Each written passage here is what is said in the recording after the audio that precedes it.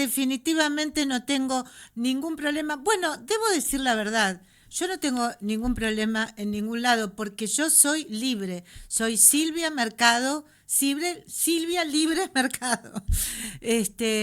Pero bueno, a los que me siguen, a los que siguen Libre Mercado, a los que andan por ahí por las redes, se habrán enterado y escuchan algunos grandes medios, se habrán enterado que no me renovaron en Casa Rosada la acreditación, por eso yo no sé si la apertura del programa voy a tener que cambiarla porque está hecha justamente en la puerta de Casa Rosada. Bueno, es una decisión discrecional que ha tomado la secretaria general de la presidencia, la señora Karina Milei. Lamento muchísimo que haya tomado esta decisión porque no deja bien parado al gobierno de Javier Milei, porque quiere dar una imagen de que no se le puede preguntar cosas que molestan, porque sobre todo da la imagen de que hay un relato de libertad que no es exactamente lo que sucede en la verdad, en la realidad. Es una lástima porque el secretario de prensa, el señor Manuel Adorni, y su equipo, sobre todo el subsecretario Javier Lanari, son dos periodistas que cumplen bien su rol de defensa del gobierno y de respeto de la libertad, pero lamentablemente las principales figuras del gobierno, Javier Milei y Karina Milei, lamentablemente vuelven a demostrar que no lo hacen. Es una pena, soy la única periodista a la que no se le ha renovado la acreditación. Entiendo que el problema, por lo que a mí me dicen, es por algún comentario que hice sobre las cartas de tarot de la señora Milei, y por eventualmente algún chisporroteo por el tema de Conan y los perros, en fin, al inicio de la gestión de Javier Milei. De todos modos, esto es absolutamente una información, digamos, no confirmada ni siquiera por los voceros del presidente. Porque no es que, bueno, vos dijiste tal cosa y eso molestó, la verdad no me lo ha dicho nadie. Son suposiciones que empiezan a circular. Esta es mi situación, espero que la revean. Estoy tentada desde que esto ha sucedido de usar la frase de Bernardo Neustadt, creo que, miren lo vieja que seré, pero Neustadt en algún momento dijo, usted cree que me calla, yo creo que se suicida o algo así, que dijo Neustadt, supongo, no sé con quién, no tengo idea, creo, no sé si no era con Raúl Alfonsín o con quién, pero una pena, ¿no? Alfonsín por ahí en algún momento también sufrió alguna situación así, que por supuesto, si es así, ya está superada, pero evidentemente Casa Rosada pone nerviosas a las autoridades. En este caso, me parece que la decisión tiene que ver con lo que ellos creen la disputa del espacio de su propio electorado. A los Milei sobre todo les molesta eso, les molesta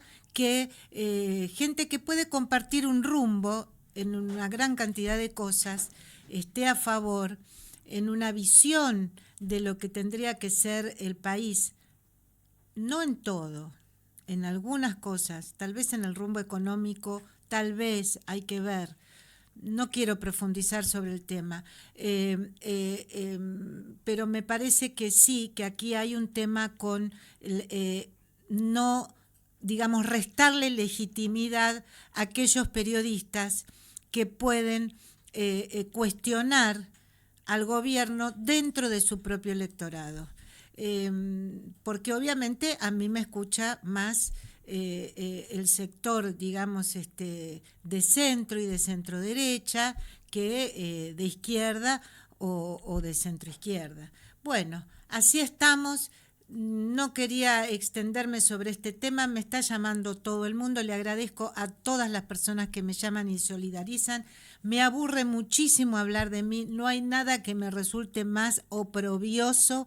A mí me gusta ejercer el periodismo, me gusta escuchar a todas las voces y hoy vamos a escuchar, tenemos la oportunidad de escuchar a dos personas muy, muy valiosas por la experiencia que tienen y en el caso del primer entrevistado de Luis Verdi, porque hace muchos años conoce El Salvador y desde que asumió Nayib Bukele es su asesor. Estamos aquí nada más y nada menos que con Luis Verdi, el asesor argentino del presidente de El Salvador. ¿Qué tal, Luis? Qué alegría tenerte acá, no puedo creer. Un gusto enorme. Bueno, igualmente, hacía mucho que no nos veíamos. Hacía un montón que no nos veíamos, acércate un poco. Eso, acérquese, ahí está. Ahí. Bueno, Luis, contanos, le cuento a los jóvenes, porque los jóvenes obviamente la información de otros tiempos no la tienen. Nosotros puede ser que nos hayamos conocido, vos trabajabas en la redacción de Tiempo Argentino. Sí, señora. ¿Sabés que se acordó un periodista, Javier Lozano? Claro, Javier. Se acordó de esto, estuve justamente en la sala de periodistas ayer, anteayer, porque yo puedo seguir entrando, lo que no puedo es preguntar. Y me tienen que autorizar cada vez que entro. Cuento a la gente porque si no dicen, pero estás mintiendo, qué sé yo. Y entonces me dice Javier Lozano, que está en TN, me dice, vi que vas a entrevistar a Luis Verdi. Sí, le digo, ¿te acordás de Luis? Sí, era compañero nuestro en Tiempo Argentino, long time ago, el primer Tiempo Argentino, ¿no? Sí, señora. Después te dedicaste a la comunicación política. Entre los periodistas siempre te valoramos por tu formación, por tu cultura, una persona especialmente culta, y fuiste a trabajar con Eduardo Duhalde, y tuviste mucho que ver con su campaña, con sus distintas campañas, y de repente apareciste en Centroamérica. Contanos cómo fue tu llegada a El Salvador. Fue en 2008, mediados de 2008. Yo había terminado la etapa de trabajo junto con Duhalde, precisamente en Mercosur, en la Comisión de Representantes Permanentes de Mercosur. Yo estuve como vocero todo el tiempo que estuvimos allí. Claro. Terminó ese periodo. Y después de eso estuve haciendo algunos otros trabajos así de asesoramiento y acá en el país. Pero a mediados de 2008 me llamó João Santana, el brasilero que hizo... Que llevó a Lula a la presidencia. Y me pidió... Y que después estuvo preso... estuvo un tiempo preso también por todo el tema del mensalao. De Odebrecht. Y de Odebrecht. Exacto. Yo escribí bastante mal en su momento de João Santana porque, ya pasó, ya pagó. No vamos a hablar de João ahora, pero sí puedo decir, y así lo escribí, que realmente es una persona... También, espero que vos no termines igual, muy culto. Yo he podido ver cómo trabajaba João. Yo realmente lo admiraba, João. Yo lo admiraba. Y bueno, en un país tan particular como es Brasil, llevar a Lula a la presidencia, por cierto, fue una gran obra maestra de la comunicación política. Me parece, chicos, que la cámara a Luis está un poquito baja y cuando lo enfocamos queda como que solo se le ve, ahí queda como que se lo ve poco, pero bueno, por ahí es solamente hoy. Sí. Hoy que estamos obsesionados. Bueno, pero... A ver, yo fui allá para hacer la campaña de Mauricio Funes. Mauricio Funes era en ese momento candidato del Frente Farabundo Martí, el frente de izquierda que venía de la guerrilla que después de la firma de los acuerdos de paz a fines de los 80 empieza como partido político, se inscribe y empieza a funcionar. Hasta ese momento venía ganando siempre la derecha, Arena se llama el partido que gana. Y entonces era una campaña difícil y Mauricio Funes era un periodista, tenía la entrevista más, digamos, popular de la historia de la televisión. ¿Ah, sí? Sí, sí. El programa de entrevistas más popular. Sí, totalmente. Era, digamos, 90-1-1-1 regionales, así.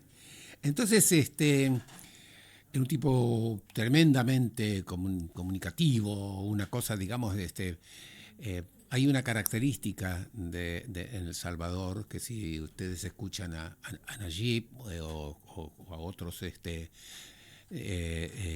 políticos o dirigentes van a detectar, que es que allí es como que se reiteran las cosas, se alarga digamos, la expresión. Yo quiero decirte, esta noche no está tan fría. Entonces yo digo, esta noche no está tan fría. Recuerdan ustedes que anoche había que abrigarse, hubo que ponerse no sé qué, sí, y qué sé yo, esta tarde creíamos o sea, que son no largueros. Lo que acá sí, diríamos largueros. Sí, lo que pasa acá es que, no, Sí, lo que pasa es que yo después descubrí que desde el punto de vista de la comunicación política es el mensaje claro, directo que puede llegar a la población. Porque la población conversa de esa manera. Claro. Y ellos de esa manera se meten en la conversación de la gente. Y entonces de ahí es la capacidad comunicacional de Mauricio, que era tremenda. De Mauricio Funes. O sea, ahí descubriste algo, digamos, que te hizo la diferencia para acompañar el proceso. Vos ahí liderabas el proceso. Yo era el coordinador de la campaña. De la campaña de Mauricio Funes. Y después me quedé, ganamos la elección, y me quedé... Contame qué pasaba con las maras en ese momento, nivel de violencia. Estaban instaladas perfectamente, te digo... ¿Y por qué? Y te quiero preguntar, sí, ¿qué pasaba y por qué no pudo hacer nada Mauricio Funes contra las maras? A ver, primero, para dar un ejemplo rápido y que quede claro, no perder mucho tiempo, para ver la magnitud de lo que eran las maras. Nosotros, yo acompañaba a Mauricio en algunos, en casi todo el despliegue territorial, sí, para pasar por determinadas comunidades, sobre todo en el Gran San Salvador, que sí, como si uno dijera el conurbano de acá, sí, para entrar, por ejemplo, en La Matanza, o para entrar en Avellaneda, o para entrar en distintos lugares así, había que tener autorización de los grupos de las maras. ¿Sí? De la 18 sí, y la 13. ¿Sí? Había que tener autorización. Entonces, tremendo. Cuando nosotros veníamos, toda la delegación de Mauricio, acompañando a Mauricio para recorrer la comunidad, éramos recibidos por los jefes locales, que nos aclaraban que teníamos ese recorrido aclarado. ¿Y las maras que tenían un recorrido que les daban los jefes de las maras? Sí, señora. Sí, señora. Y ellos controlaban que se hiciera ese territorio. Bien. Y ese territorio, ¿por qué se apropiaron de ese territorio? Déjame que te diga antes. ¿Eran narcotraficantes? Cortabas, perdóname, sí, termino con esto. Sí. Salías, cruzabas la avenida tal y empezaba, digamos, otra parte del barrio o del municipio o de la región, y estaba la otra. Y por lo tanto, entonces tenía que recibirte las autoridades de la otra mara. Tremendo. Eso era así. Te digo para que además sepan los oyentes. Sí, porque justamente te preguntamos porque es un fenómeno que realmente es muy difícil, muy angustiante también, que seguramente explica a Bukele, pero que la dimensión que tiene realmente es insólita. Ustedes tenían que pactar en el sentido, ¿ellos financiaban campañas políticas?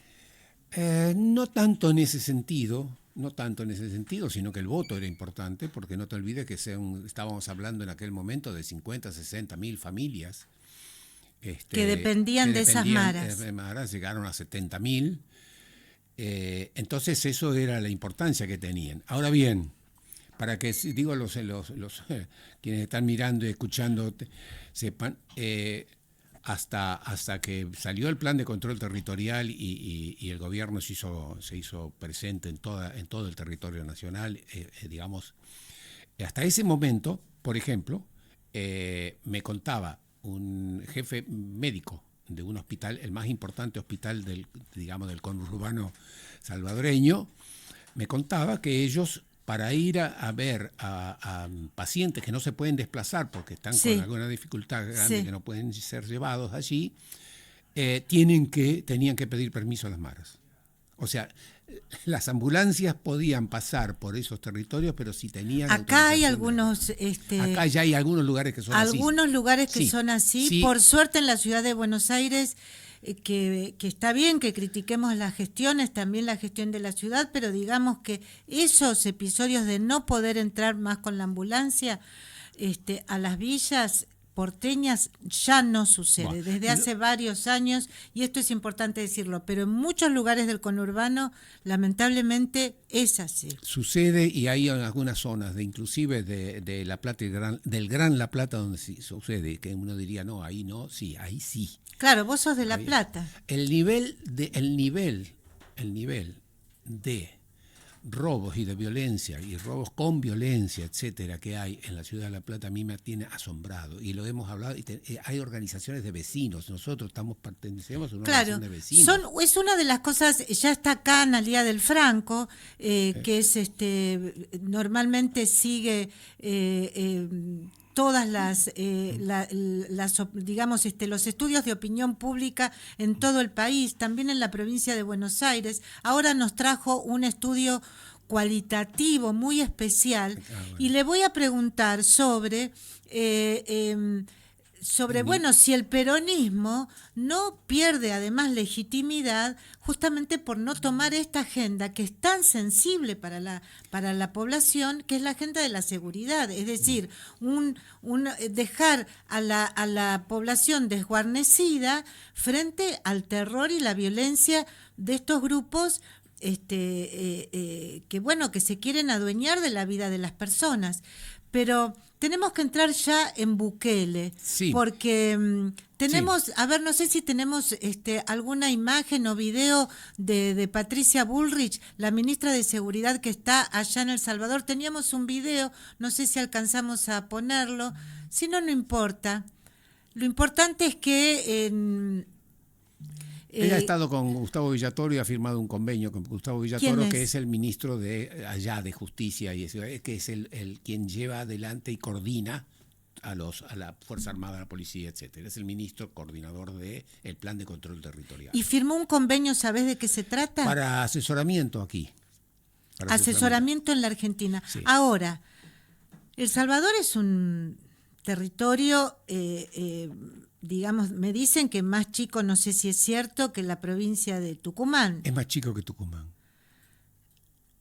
Parece más sencillo de resolver que un país con tantas complejidades como el nuestro. Sí, por eso digo, yo en ese sentido, yo tuve una conversación con Gustavo Villatoro hace unos meses atrás, y precisamente hablando de... Cuando apareció, digamos, el gobierno y Patricia Bullrich asumía y hablaba ya del modelo Bukele. Sí. Lo que pasa es que, como bien decía Gustavo, cada lugar es un mundo y cada uno necesita su trabajo específico. Lo que hubo, y esto lo quiero decir porque es muy importante, es muy importante. Diga. No hubo cero improvisación en El Salvador.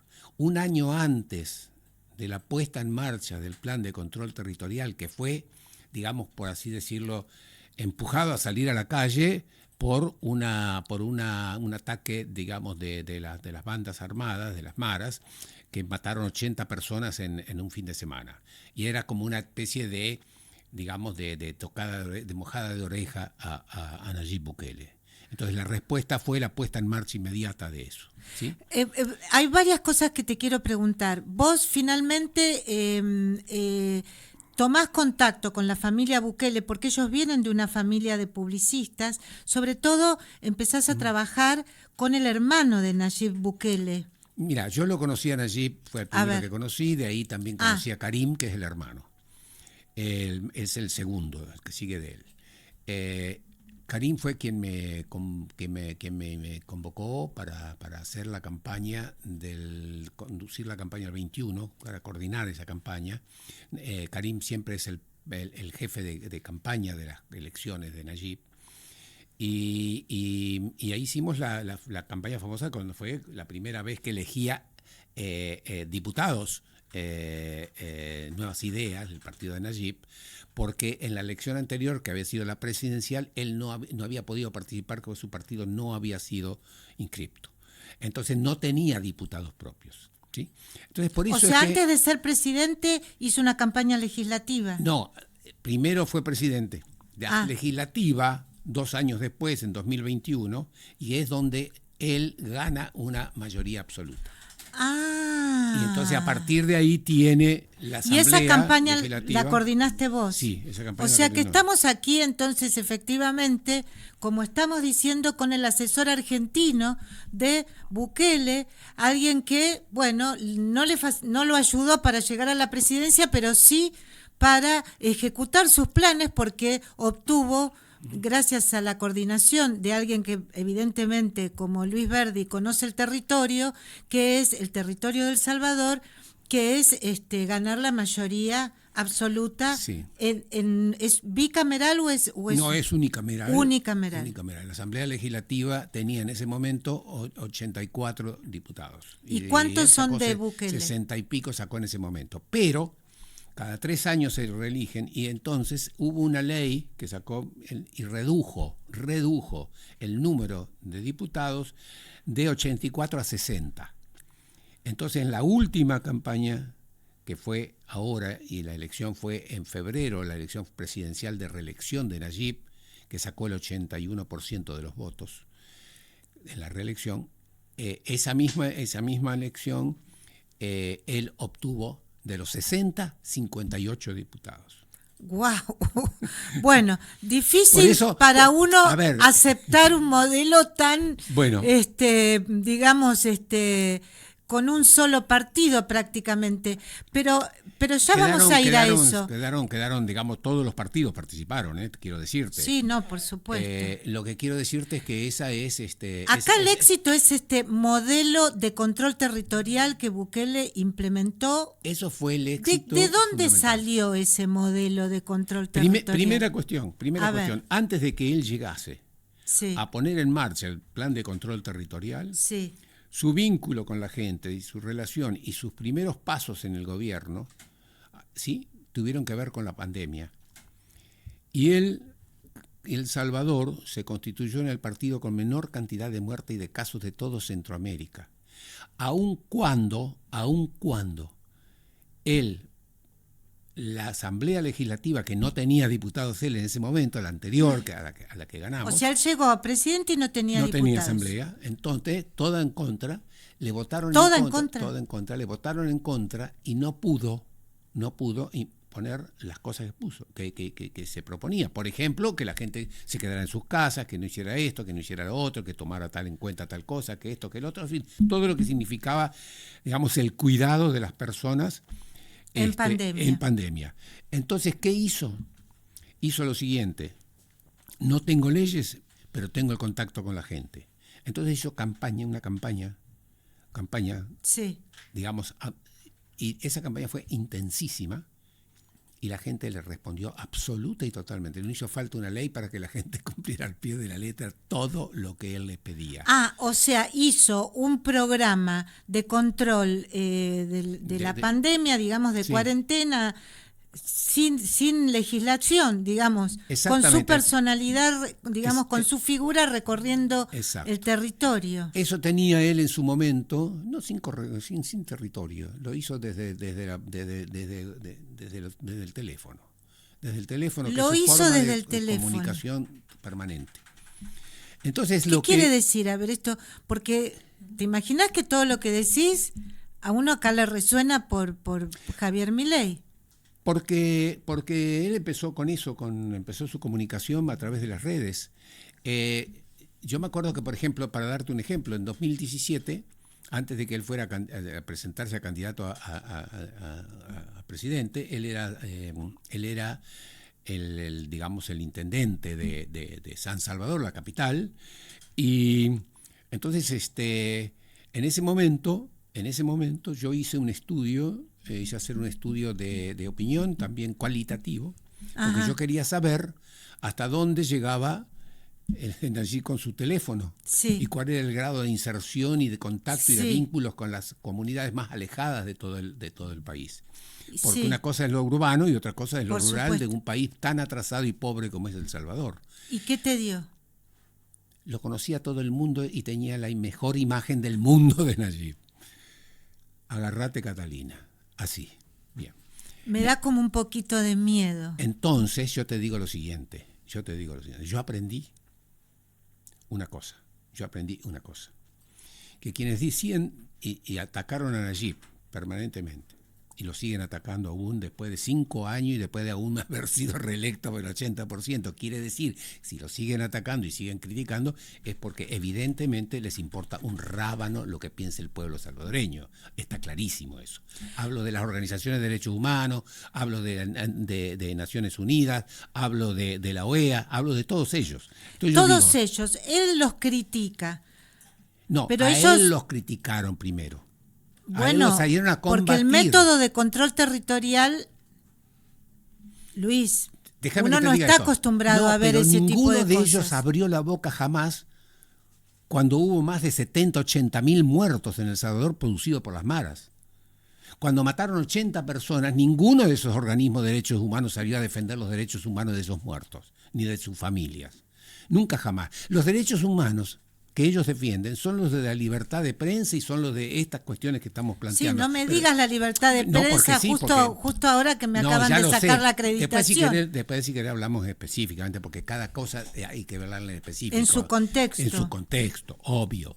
Lo que yo te quiero decir es que cada No tiene que haber, no hay libertad de prensa en no, El quiero Salvador. decirte, nunca jamás, nadie dijo nada respecto de esas cuestiones. Pero además, los derechos humanos que defienden son los derechos humanos de lo que estamos hablando, ¿no es cierto? De la libertad de expresión, de eso. Ahora bien, derecho humano central, básico y fundamental como el derecho a la vida, que es tal vez el más importante, le reportó un bledo toda la vida. Yo eso te lo tomo, pero... Por eso soy defensor también, de Nayib a muerte. A muerte soy defensor de Nayib, aunque yo sea crítico en otros aspectos. ¿En qué aspectos? Puedo ser en el sentido de que ha perdido mucho tiempo para poder llevar adelante ciertas cuestiones que tienen que ver con el gobierno en materia de políticas agropecuarias o educativas u otros de otra índole así, pero que ha estado, ¿Por qué será que ha estado no? ocupado por el problema de la salud fundamentalmente y después de la seguridad de las personas. O sea, no se lo puede criticar abiertamente por lo que yo digo. Yo soy crítico en el sentido de que conozco de adentro las cuestiones. Lo que pasa. Y se podría haber avanzado tal vez un poco, pero lo cierto es que, digamos, hoy la gente tiene derecho a la vida, el derecho al trabajo, el derecho a la salud. Sí, tiene la libertad de moverse, de entrar y salir de su barrio. Eso es innegable. Realmente eso es innegable. Y después está lo otro pero tema. También, obviamente, hay realmente... No me gusta usar la palabra excesos porque me suena a lo que decía la dictadura militar en la Argentina, pero hay algunas situaciones que, según yo he leído, están demostradas que son fehacientemente casos de violaciones a los derechos humanos y bueno, y no hay respuesta sobre eso. Puede ser que hay una respuesta que es la que da el gobierno, pero que nadie la escucha y nadie la reproduce. ¿Cuál es? Y que eso lleva un proceso y ese proceso se está cumpliendo rigurosamente. Más de 20.000 personas ya han salido porque no se les han abierto juicios, etcétera, etcétera. Eso lo dice cada tanto el ministro de Seguridad. O sea, ¿cuántos detenidos hay en este momento? En este momento debe haber unos 60 y pico mil. ¿Y 20.000 salieron? Calcula entre 10 y 20.000 que no han tenido ninguna condena ni nada, han ido saliendo de las cárceles, sí señora. Y las personas, bueno, este es un dato importante, que efectivamente no es conocido y bueno, si la justicia cumpliera, bueno, uno puede estar confiado de que, digamos, de que finalmente van a salir. También es cierto que en un contexto tan duro, donde realmente el control territorial de las maras era insoportable, era intolerable, no había vida posible, bueno, se tenía que tomar algún tipo de plan drástico. La verdad Mira, es que nadie le había explicado a él qué hacer. Él fue e hizo esto. Bueno, no, ahora... él hizo eso después de un año de estudios que hicieron respecto de la situación real, cómo estaba planteada territorialmente en todo el país, cuáles eran las cabezas de las organizaciones, cómo estaban ubicadas. Es decir, hicieron Las cabezas de las organizaciones un mapeo están tremendo, presas. tremendo. Y además, que no olvidemos esto, el manejo del dinero que tenía esta gente con el tema del narcotráfico, pero también con el tema de lo que les sacaban a la gente, porque la gente para poder entrar y salir de las comunidades tenía que pagar. Si vos te dedicabas a cuidar y criar a tus hijos, vos sola, haciendo pupusas en la calle, Sí. tenías que pagarle a ellos tal vez el 20-30% de tu ingreso. Es decir, todo era así. Entonces, ellos manejaban fortunas también, ellos blanqueaban dinero también, ellos vivían en mansiones también, digo, las conducciones y todo eso. Entonces, digo, ahí había inclusive hasta blanqueo de dinero de parte de bancos. ¿Sí? ¿Se entiende lo que quiero decir? Esto acá, la corrupción tremenda en esos estados, es así. Es así. ¿Cuánto tiempo nos va a llevar a nosotros en la Argentina limpiar el Estado? A ver, decime, no sé, digo, que venga acá y tire la primera piedra el banco que nunca sacó dinero de nuestros sí. queridos grandes empresarios, etcétera. Es claro lo que decís, Luis. Uno no puede dejar de pensar cómo puede repercutir un modelo así en la Argentina, que si bien tiene estas bandas que lamentablemente insisten en quedarse con algunos territorios en la Argentina y que por supuesto en una situación de pobreza tienen mayor capacidad, obviamente, lamentablemente, también no hay los suficientes recursos, en fin, uno se pregunta si este modelo podría implementarse en la Argentina, porque primero, Milei dice, lo admira Bukele por un lado, pero Bukele para implementar un método de control territorial necesita un gran Estado, y Milei dice que el Estado hay que implosionarlo. Por otra parte, aquí se necesitan respetar los derechos humanos. Nosotros tenemos una tradición de respeto a los derechos humanos. Lo que sí es cierto es que hay que hacer un sistema de seguridad que sea eficiente. ¿Vos crees que este ministro de Seguridad, qué le puede haber explicado a Patricia que pueda llegar a servir en la Argentina? Primero la metodología. Ahí lo que hay es una cuestión fundamental. Digamos, allí están trabajando las Fuerzas Armadas en conjunto con la policía, digamos, con un solo bloque, con una conducción y con una estrategia unificada.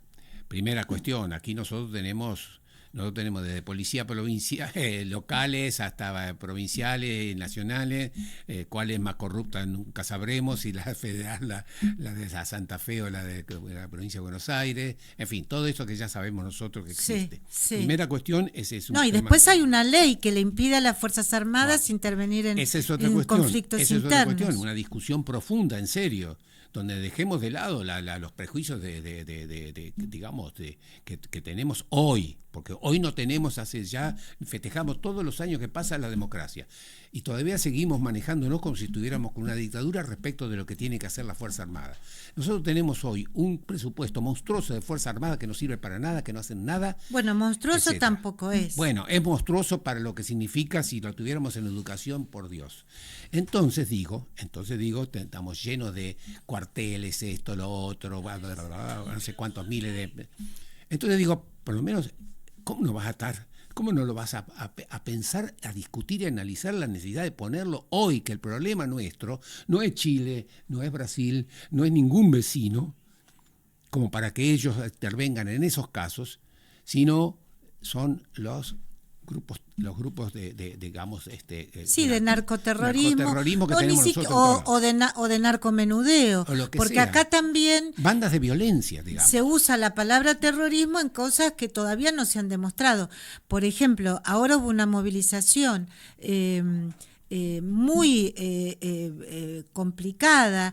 Realmente hubo el intento de la oposición más dura de frenar el debate que se estaba dando en el Senado, de evitar eso, y hubo sectores muy agresivos y muy violentos que, como ya le sucedió a Mauricio Macri en el 2017, querían impedir ese debate, querían que fracasara la ley que mandó el Poder Ejecutivo y realmente cometieron actos de vandalismo.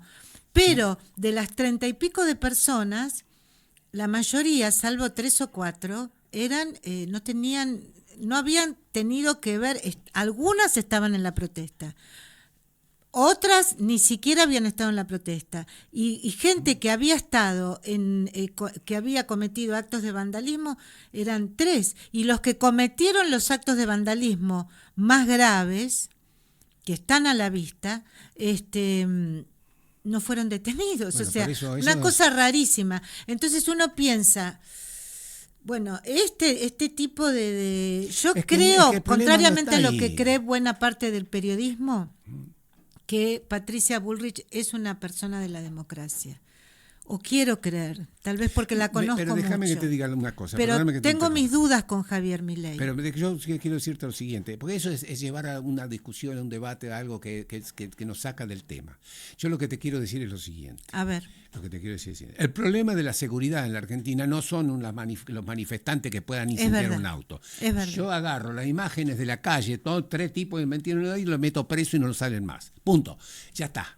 ¿No es cierto? Si yo soy Estado, si yo quiero dar un ejemplo, etcétera. Ahora bien, el problema está en la gente de las barriadas del conurbano, que ya prácticamente está perdiendo la libertad de circular por las calles. Sí. Y este es el problema. Entonces yo digo, el gobierno está mirando para cualquier lado y no para donde debe mirar. Primer punto. ¿Sí? De acuerdo. Y segundo punto. También el gobierno de la provincia de Buenos Aires, quizás más. No, ni siquiera se le mueve una ceja, ni siquiera es capaz de, digamos, de, ¿cómo decirlo? De tirar un mensajito o algo como para, ¿no es cierto? Nada.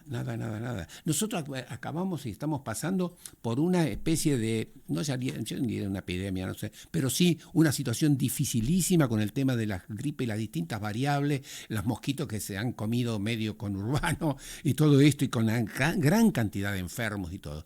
No hemos visto nosotros en la televisión pública, en las radios, etcétera, una campaña del gobierno nacional, del gobierno de la provincia o de las provincias.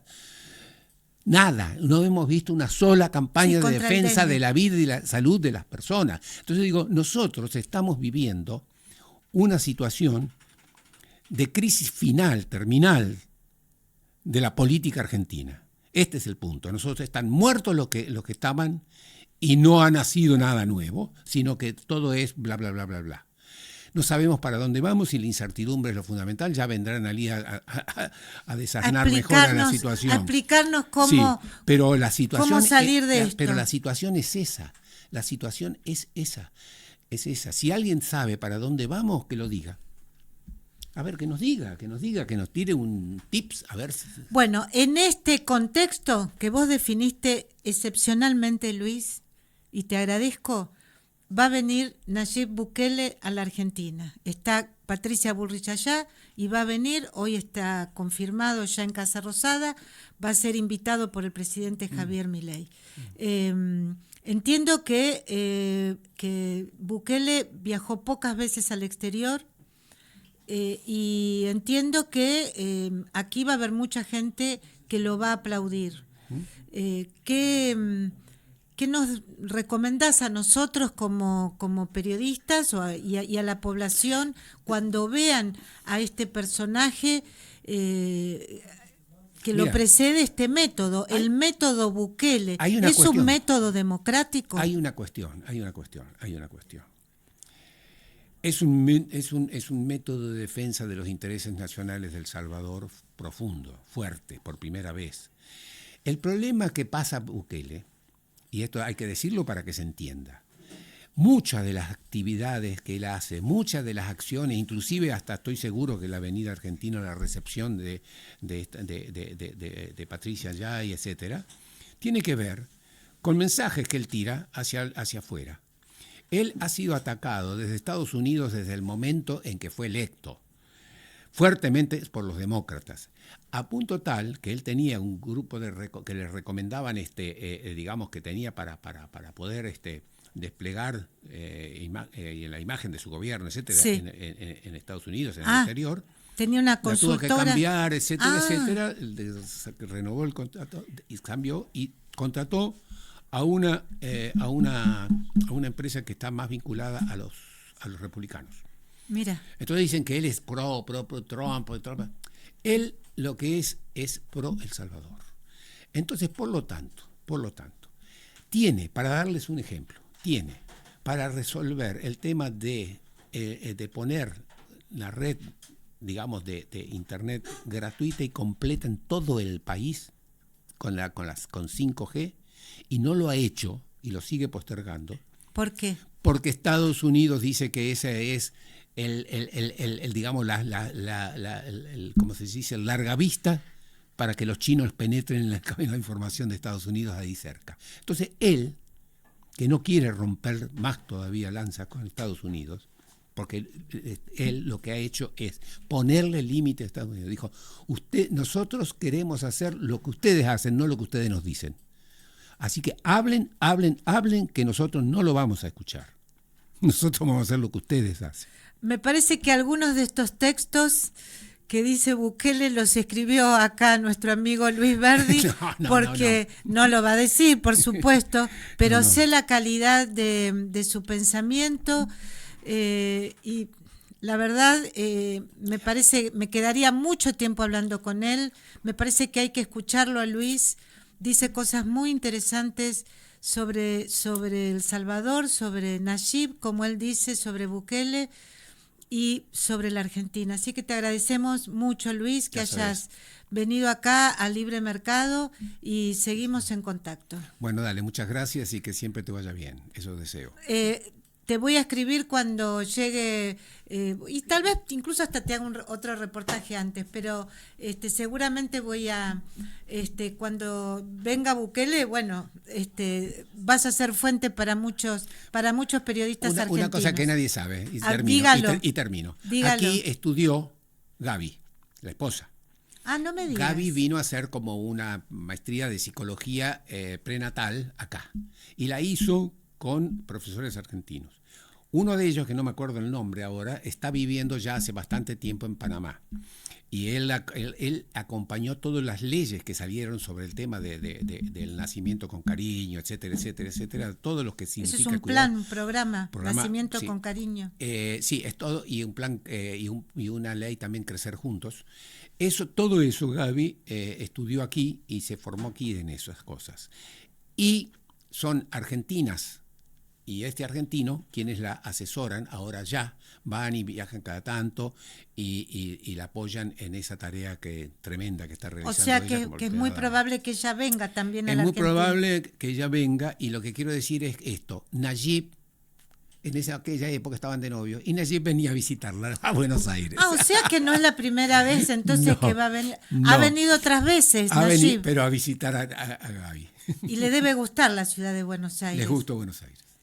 Bueno, mira cuántas cosas nos enteramos. Gracias, Luis. Nada, gracias. Cariños a tu familia. Gracias, igualmente. Y nosotros nos vamos ya a entrevistar a Analía del Franco, que está ahí toda nerviosa. Pasamos una brevísima tanda porque me tengo que ir al otro escenario que tenemos acá. ¿Le parece a usted, señor Gerard? Muy bien, ahí vamos. Legislatura porteña. Entérate de todo lo que estamos haciendo. Ingresá a legislatura.gov.ar para saber más. Nos une la ciudad.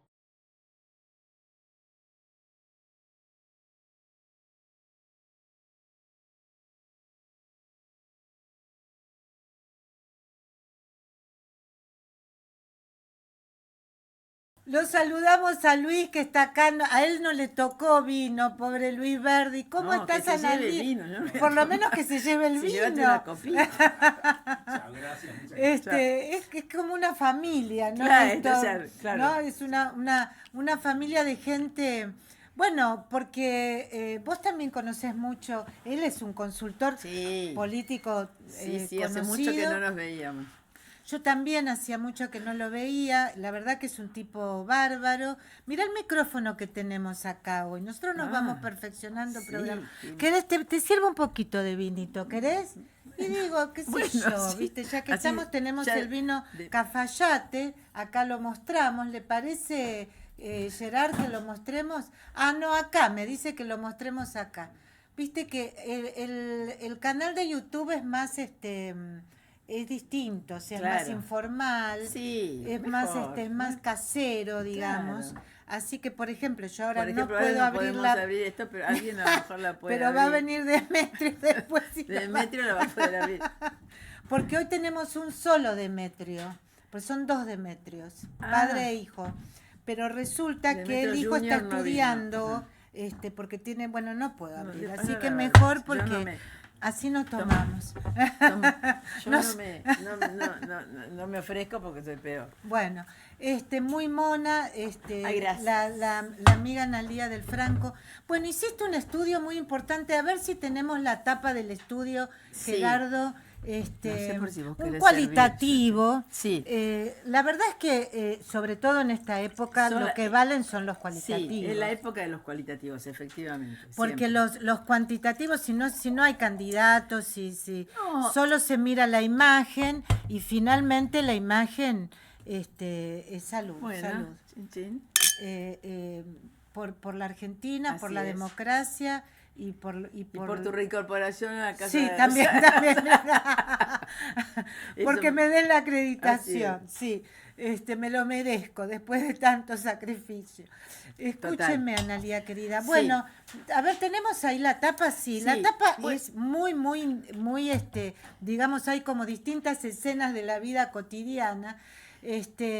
Bueno, pero es un estudio muy importante claro. que hiciste. Contámelo. Bueno, un poco la idea de hacer este gran estudio cualitativo es en función de lo que vos decías. Estamos mirando todo el tiempo. Bueno, subió Milei, bajó, lo que se hace siempre, chequear si sube, Claro. si baja, si queda, ¿no? Todo lo cuantitativo y siempre mirando el oficialismo. Pero yo pensé, bueno, pero voy a hacer algo que tenga que ver con la oposición.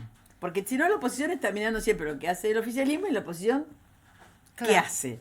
claro. Digamos, o tiene una posición puesta o también quizás un poco de autocrítica o también tratar de rearmar el vínculo que perdió. Y la verdad que yo especialmente lo pensé dentro de la oposición para el peronismo.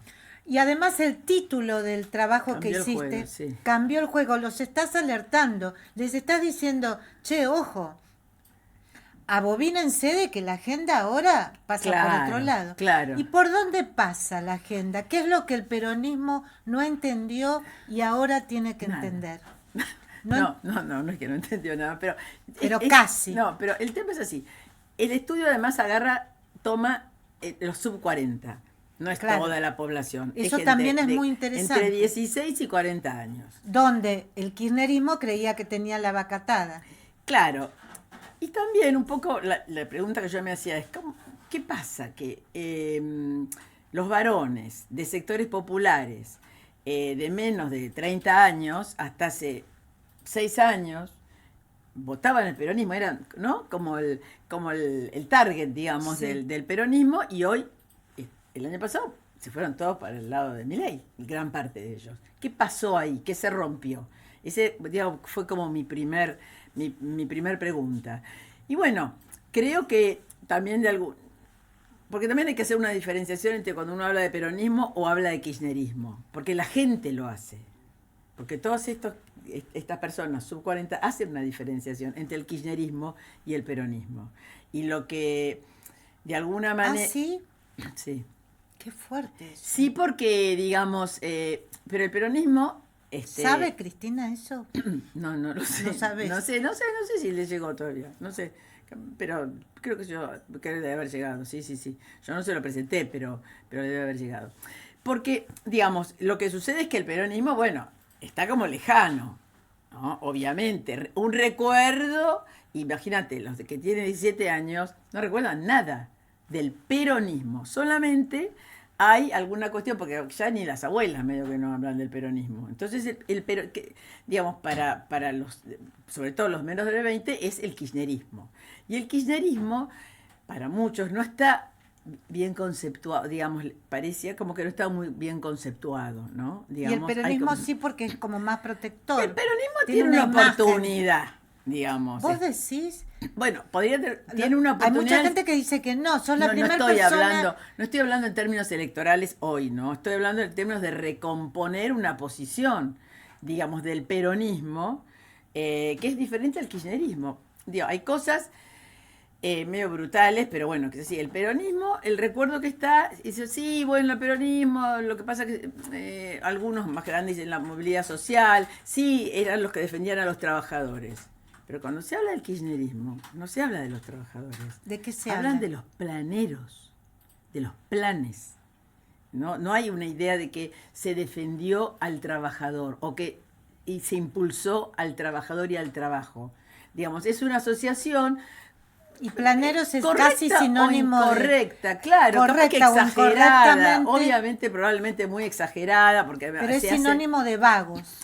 Claro, porque se hace una idea de los planes como que la gente que recibe planes tampoco trabaja, cosa que tampoco es verdad, porque trabajan digamos, es como una exageración. Un poco, por supuesto, todo, además alentado por la oposición. Pero es del año negativo pasado. tener Sí. un plan. Sí, muy negativo. Porque como estábamos en los 90, pero más, recordarás, cuando subió Menem, hay como dos opuestos, ¿no? O estás en la cultura del esfuerzo o estás en la cultura de la demanda. La cultura del esfuerzo es, aunque no tengas laburo, cuando no tengas trabajo, si estás en la cultura del esfuerzo, ahora sos gente de bien. Sos gente de bien, como dice Milei, ¿no? Si estás en la cultura de la demanda, estás esperando vivir del Estado. ¿Y eso está instalado? Sí. Hay como una cosa del esfuerzo, como, digamos, esta cuestión de Ahora, esta es la primera, personal. mucho más que en los 90. Más, sí, mucho más Pero que en esto los es 90. impactante. Sí, pero en los 90 ya en su momento estaba. Después ¿Tendrá que pasó. ver con la batalla cultural de Milei o tendrá que ver? Yo creo que tiene que ver con muchas cosas, porque se resignificaron muchas cuestiones. Yo te diría que no sé si Milei trajo todo esto. Yo creo que Milei agarró todo esto, digamos, fueron como que hubo una buena conjunción, pero él, digamos, también me parece que de alguna manera, digamos, habló la misma música que ya estaba en la sociedad, porque, digamos, de los últimos 10, 15 años todo ha cambiado. Un chico de 16 años, 17 años, 18 años, ¿qué sabe de la dictadura que pasó hace 40 años? Por más que sea que esté viva y demás, pero las sensaciones son otras. Bueno, del peronismo. Nada, vivió un poco Macri, un poquito Cristina y después Alberto. Claro. ¿No? Vivió eso. Y vive cada vez peor. Entonces, Y no tiene futuro, no ve un futuro, no ve esto que siempre ha sido tan importante en la Argentina, que es la posibilidad del ascenso social. Sí, no lo ve para nada. No. Ya ni eso. Ya no puede salir, como dice Luis Verdi, no puede salir de la casa porque corre peligro. Bueno, esto es, justamente cuando hablaban de los derechos humanos, nosotros hicimos esa pregunta, ¿no? A ver. ¿Cómo viven? ¿Qué son los derechos humanos? Relatan de alguna manera el preámbulo. Derecho a la vivienda, derecho a la salud, esos son los derechos humanos que necesitamos todos y que tienen porque ojo, también hay una cuestión en relación a lo de Milei, ¿no? O sea, lo que quiero decir es que nadie habla de derechos humanos relacionados con la dictadura o la vida y la muerte porque hay una dictadura. Eso no está, pero es lógico que también no esté porque pasaron 40 años. Obviamente. Ese temor no está, pero está el temor a no tener subsistencia de vida, de vivir, necesidades básicas, para decirlo de alguna manera. Pero también hay una diferencia en relación a lo que propone Milei, porque Milei es el topo del Estado, ¿no? Y él quiere, digamos, que el Estado de alguna manera desaparezca. Sí. Pero la gente no. La gente digamos, esta gente, por ponerlo sub 40, quiere un Estado que cumpla las funciones que ellos creen que tienen que tener. Salud, educación, seguridad, ¿no? Digamos, hacer leyes y hacerlas cumplir. No que desaparezca, pero que sea un Estado, como le dicen de alguna manera, como eficiente. O sea, no corrupto, asociando corrupción con los ñoquis, por ejemplo, Sí. y no exageradamente grande. Ahora, es muy interesante lo que decís porque Milei dice que hablar de Estado eficiente es de político chorro, pero la gente quiere un Estado eficiente, decís vos. Quiere un Estado eficiente porque quiere Estado, porque también de alguna manera lo que no quiere es un Estado exagerado, un Estado lleno de, como te digo, de gente que no trabaja, o que es muy grande, o que implique mucho gasto. Pero quiere un Estado fit, digamos, para decirlo, Sí. como eficiente, ¿no? Sí, que sí. sea básico y que atienda las cosas básicas. Porque también, ponele, Milei habla también mucho del mercado, ¿no? Sí. Como un protagónico importante. Y el común de la sociedad, el tema del mercado, no sé si lo ve como el protagónico, no lo tiene todavía en la cabeza. Y por el contrario, si consideran que los empresarios, porque eso sí que está más claro, abusan con los precios y demás, el Estado tiene que intervenir. No es que hay una anulación, esa no la compraron. Aún los votantes de Milei. O sea que ahí hay una cantidad en este trabajo que hiciste de issues, Sí, digamos, y para una campaña posible. Lo que pasa es que todavía el peronismo tiene un tema no resuelto que es qué hacer con el kirchnerismo, con la cámpora, con, digamos, con las abuelas de Plaza de Mayo, con las madres de Plaza de Mayo, digamos, con todo un relato Sí, que no. se lo quiere traer al presente cuando tiene más que ver con el pasado y ausencia de soluciones concretas por temas ideológicos como el gravísimo tema de la inseguridad. Bueno, en relación a la seguridad que recientemente estaban hablando, la verdad es que la tendencia en general es a que haya un endurecimiento de cómo tratar la inseguridad, que se endurezca. Aún las personas, que en otro momento uno podría, personas que cuando hacemos los grupos, ¿no? Sí. Que uno podría calificar como de progres, que Sí. ya no hay más progres, pero digamos como que ¿No hay más progres? y no, esa cosa de progre de que tiene 50 años, 45 Sí. años, No. muy poco, muy casillado. O sea, en general la gente es como más práctica, ¿no? Digamos, pero hay, por supuesto que hay un sector de gente que uno dice, bueno, no, realmente que valora mucho el Congreso, que valora las leyes, que valora las instituciones, que valora todas las minorías. Entonces, bueno, antes esa gente también tenía una posición más garantista en relación a la seguridad. Hoy no. Hoy también esa gente te pide, sí, que usen las taser. Claro. ¿Entendés? Que usen las pistolas taser. Digamos. La gente está muy, muy asustada con el tema de la inseguridad y tiene que ver esto con también una deuda de la democracia. Porque la democracia, también coincido con lo que decían antes, en relación a que hoy la gente le da mucha bolilla y mucha importancia a la libertad de expresión, a la libertad de vivir. Pero también dice, bueno, pero la democracia tampoco nos garantiza mucho, porque si yo a las 7 de la tarde me tengo que meter adentro de casa y no puedo salir, eso no es libertad. Es muy complejo, ¿no? Y también la cabeza de la gente, de los jóvenes, de las nuevas generaciones, es compleja. No es como antes, nosotros eran peronistas radicales, blanco-negro, progre, izquierda-derecha, olvídate, eso no existe, así tan categórico. Hoy es como un mosaico, todo está entremezclado. ¿Y qué pasa con las redes de este estudio que, digamos, con el uso, el consumo de redes de estos jóvenes de 40 a 16 años que vos pudiste escuchar en estos estudios? Es absoluto el tema de las redes. O sea, conocen todo a través de las redes. Sí, pero yo también en eso no entiendo por qué hay un cuestionamiento si qué hay que hacer, si hay que hacer redes o no hay que hacer redes. Hay que estar donde está la gente. Si la gente está en la red, hay que estar en la red. Siempre hago este ejemplo que también delata mi edad. En el 85, ¿no? Sos una piba, sí. Nadia, no, pero era no muy nos tiremos no, abajo. era muy pequeña, entonces, era cuando yo era muy Una pequeña. niña. En el 85 los políticos, en ese momento, en 1985, preguntaban, che, pero yo tengo que ir a la radio, tengo que ir a A la la tele, tele. porque yo ya voy a tal acto, a tal acto, a tal pueblo. Sí, tenés que ir a la tele, porque la gente mira la tele. Claro. ¿Entendés? No va Claro. a empezar a disminuir la cantidad de gente en los actos. Y acá es lo mismo.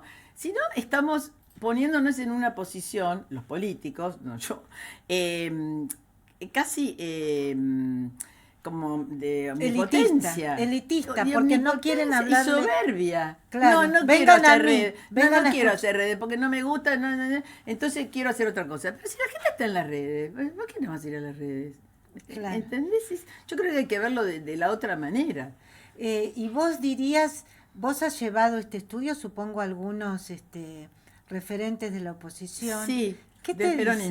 dicen del peronismo? Sí. ¿Incluís dentro del peronismo a Miguel Pichetto? Sí, justamente, también. Sí. ¿Y qué Sí, dice? ese peronismo. A ese peronismo. Bueno, ¿Incluís y en ese bueno, peronismo muy- a Juana Schiaretti? Claro, sí. ¿Incluís en ese peronismo Que es un a- poco el que la gente también lo ve así. por ejemplo, acá ya más en la ciudad, a Juan Manuel Abalmedina? Claro, no lo Sí, conoce. no conocen, sí, no se conoce. Pero creo que tiene que ver con lo que digan.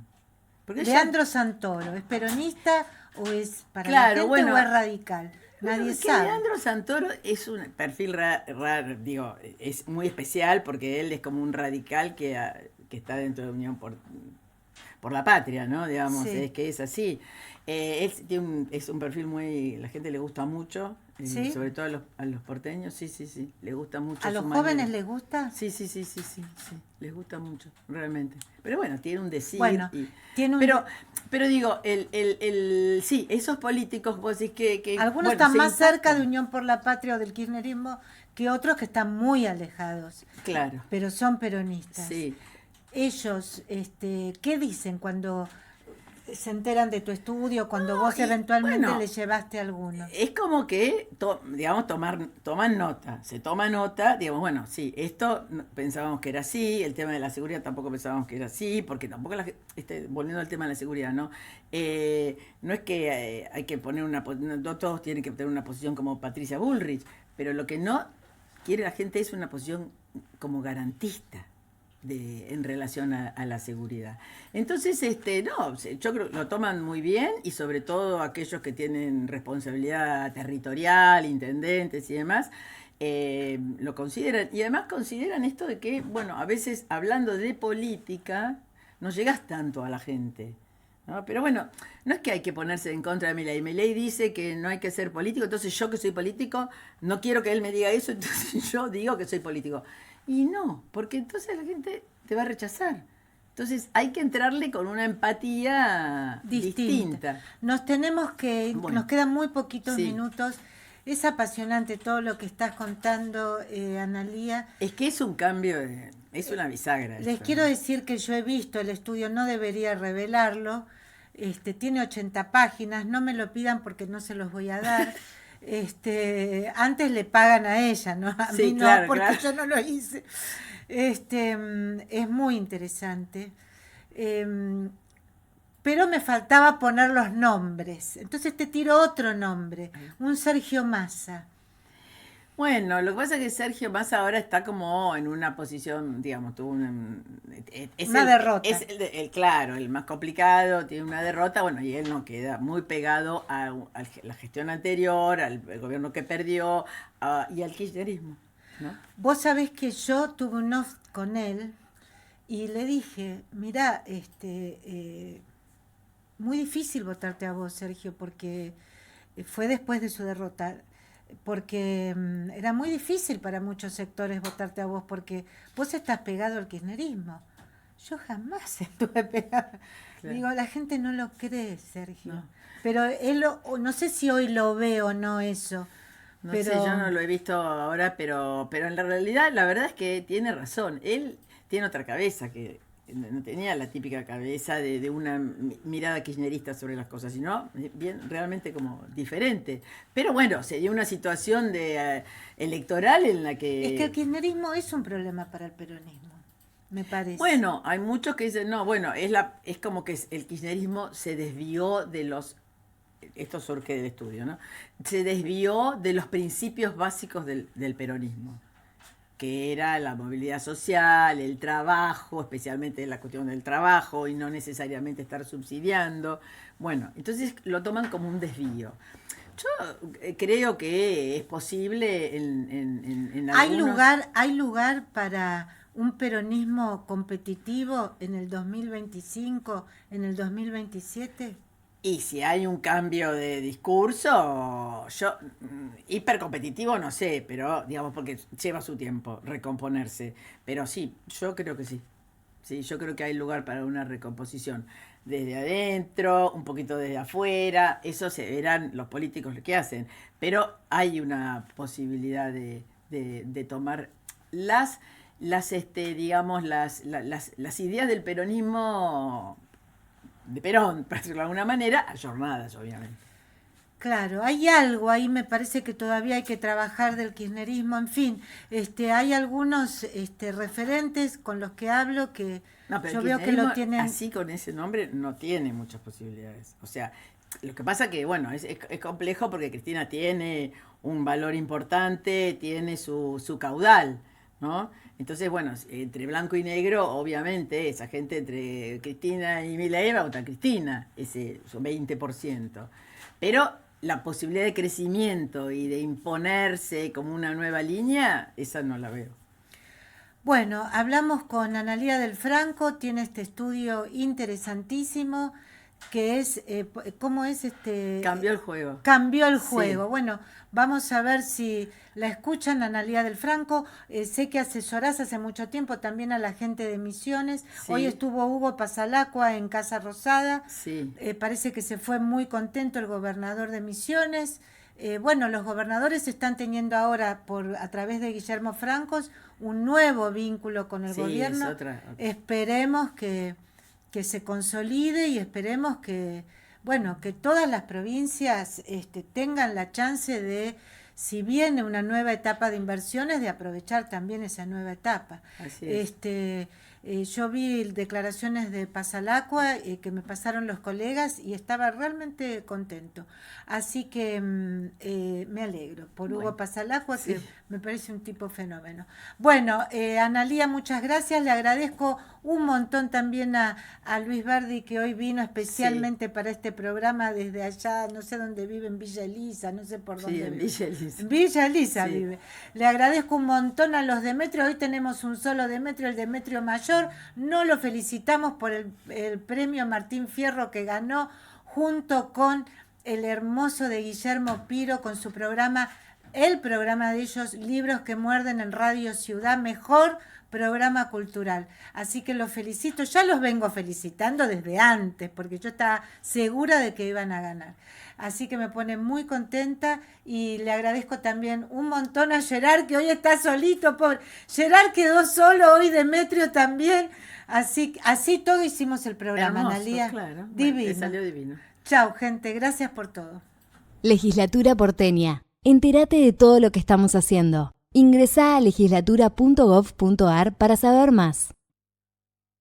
Nos une la ciudad.